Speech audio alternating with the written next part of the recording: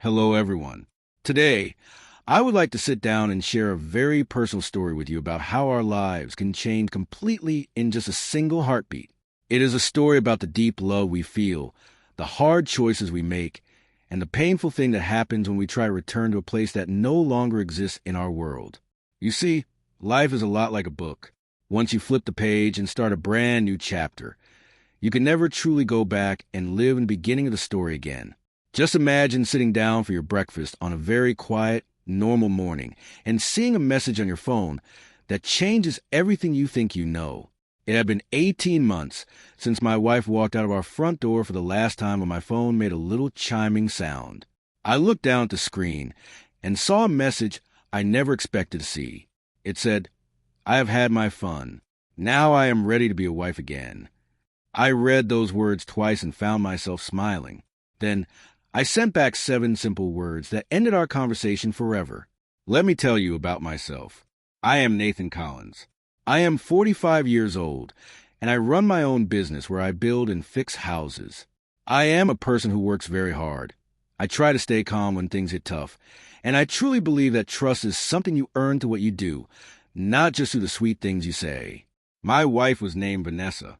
She is 42 years old and used to be a manager at a store. She was always very sure of herself, and she loved the idea of new adventures. She felt like life had many more exciting things to offer her than our marriage ever could. Then there's our friend, Claire. She is 43, and she is a very honest and caring person. When Vanessa and I split up, Claire was one of the very few people who stayed right in the middle and remained a kind and supportive friend to both of us. Vanessa and I were married for 17 long years. We were blessed with 2 wonderful children, and we lived in a very cozy, warm home. We were the kind of family that always planned our summer trips years in advance. From the outside, we looked like the perfect little family. But one quiet evening, everything shifted. We were just sitting in our living room. Vanessa looked strangely calm, almost like she was far away. She told me she needed something different in her life. I asked her what she meant by that. She told me she had spent her whole adult life being a wife and a mother. She said she wanted to go out and enjoy being young while she still had the chance. At first, I thought she was just joking, but she was very serious. Over the next few weeks, she moved into a small apartment downtown. She started going out to parties every single weekend, and she began posting pictures of herself at the beach and at very fancy restaurants. At the start, our friends would show me those photos, but eventually I stopped looking at them. There was just no point in hurting myself like that. I decided to focus all my energy on my work and on my kids. I started going to the gym to keep my body and my mind healthy. Slowly but surely, my life became very peaceful. The divorce was officially finished a year later. It hurt a lot, but I finally accepted that it was over. Then, 18 months after she left, my phone buzzed while I was eating my morning meal. It was Vanessa.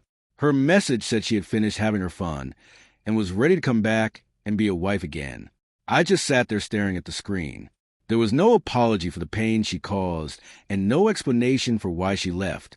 She just assumed she could walk right back into the life she chose to throw away.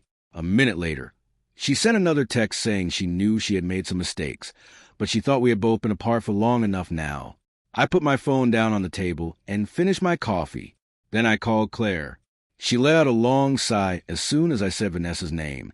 She told me Vanessa was not doing well at all.